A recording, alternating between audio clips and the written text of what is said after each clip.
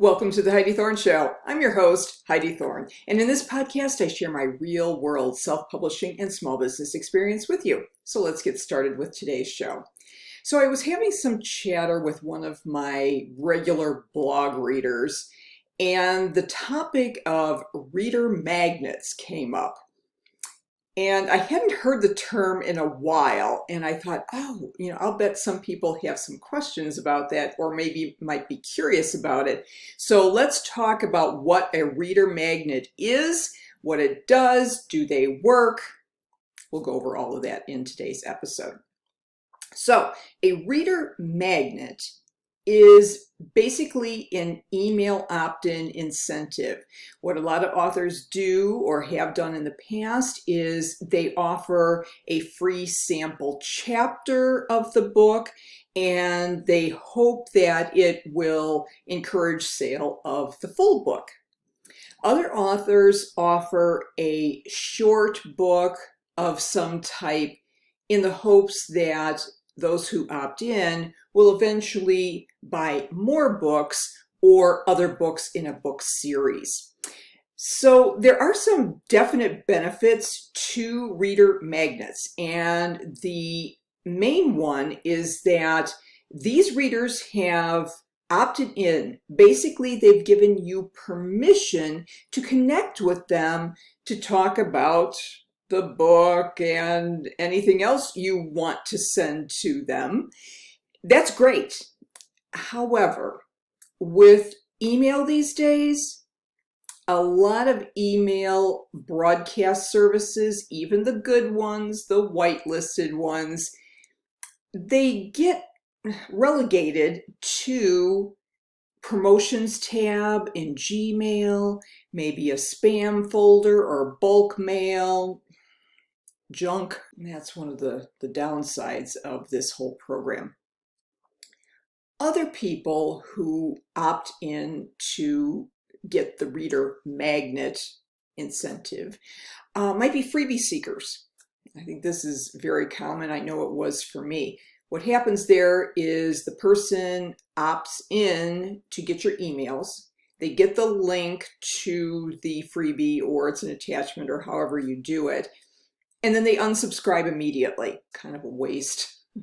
It's a waste for you. Yes, they still have your ebook or your free chapter, and yes, they might be interested later on and remember that you sent it out, but typically they just wanted the freebie and then they want to be done with you. These days also, people can get samples of your work without even subscribing.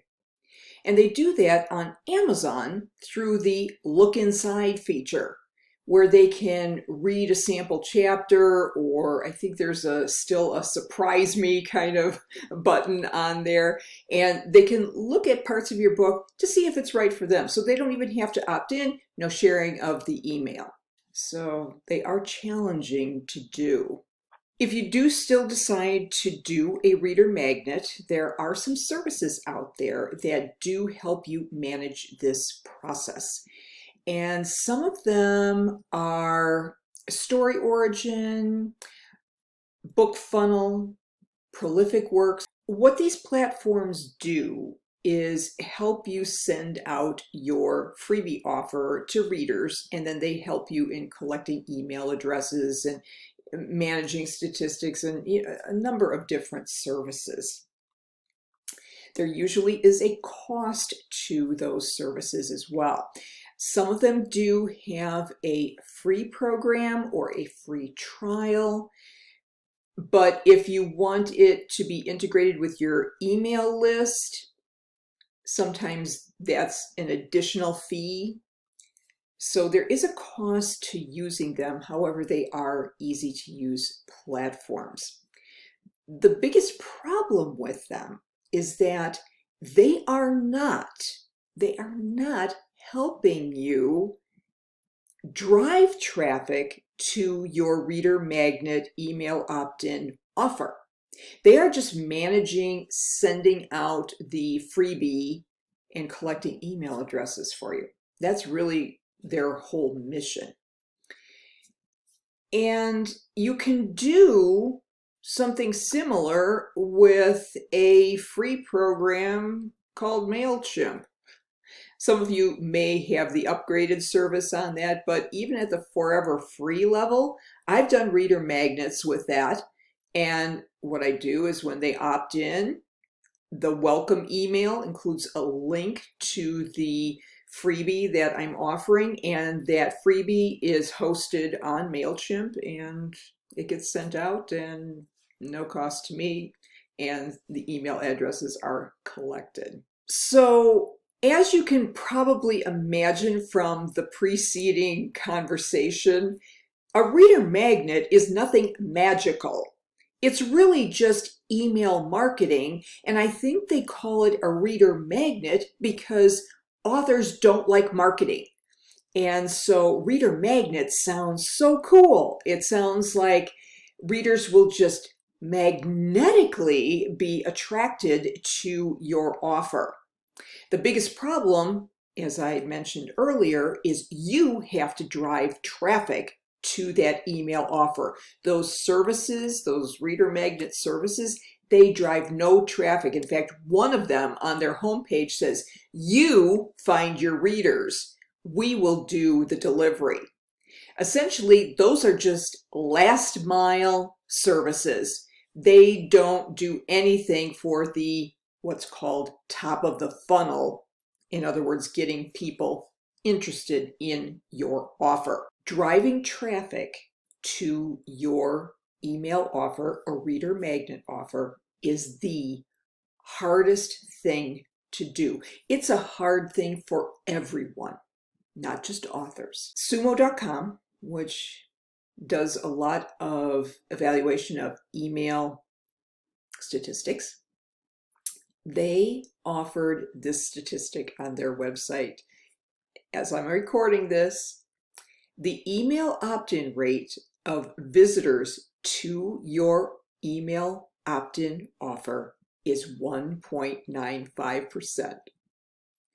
Barely 2% of visitors who see your offer will opt in. Wow. So let's say you want to get 1,000 readers to opt in to get your reader magnet. That means you would have to drive at least 51,000 people to your website or your reader magnet offer. For many authors, even getting 5,000 people to visit their offer is a stretch.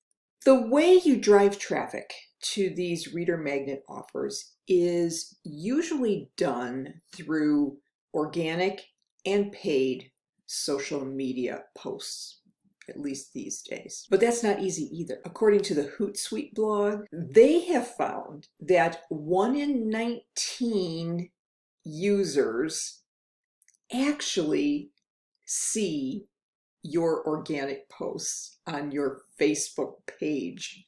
That isn't people who actually take action. And as a side note, you have to remember that your Facebook page is not the same as your Facebook profile. You have to set up a business page for your author business. If you're going to talk about promotions for your book and everything about your author business, you better set up a business page. Then let's say you are able to drive a swell of traffic to your website or reader magnet offer wherever you're hosting it. And that 2% or so opts in. Congratulations on that, but the challenges don't end there. These days, most people don't open their emails. Here's another group that does a lot of statistics on email, and that is MailChimp. They have a benchmark study that they keep updating all the time. It's a great resource if you want to check and see where you place against others in your industry. And according to the report as I'm recording this, in media and publishing, 22.15% actually open your emails. Back when I started doing email marketing, it was great, but it's dwindling over time. So even if you can get people to opt in to get your reader magnet, getting them to open your emails is tough too. So is a reader magnet worth doing? Well, it doesn't hurt to offer one if you can offer and manage it and get some results with spending little to no money. But the problem is that you need to get people to actually join your email list in order to get your reader magnet, see how great your work is, and the chances of that are very, very low. So I'm less of a fan of email marketing than I used to be, although I really do understand its value in theory. I think there's just too much good free content on the internet right now, and a freebie book sample, it just isn't the lever that it used to be to get readers to check out your work. So that's why I rarely offer reader magnets these days. So I hope I've clarified a couple of things, and I hope you found this helpful. If you did, please rate, review, and subscribe to The Heidi Thorne Show on whatever platform you like to get podcasts on. I'm on Apple Podcast and Spotify, Stitcher, Google Podcasts, Podbean, and Amazon TuneIn Radio. If you like the video better, terrific. You just have to subscribe to my Heidi Thorne YouTube channel and turn on notifications so you get an alert when a new video is available. If you'd like to see my self-published books, they are on Amazon, Audible, and Apple Books. All you have to do is search for my name, Heidi Thorne, and go to my author page, and you'll see all the books listed there. I would appreciate it if you shared any of this, the podcast or my books, with your friends on social media. And if you want to connect with me, my website is very simply HeidiThorne.com. Thank you so much for listening and for your support. I'll look forward to talking with you again in the next episode. And in the meantime, have a great day.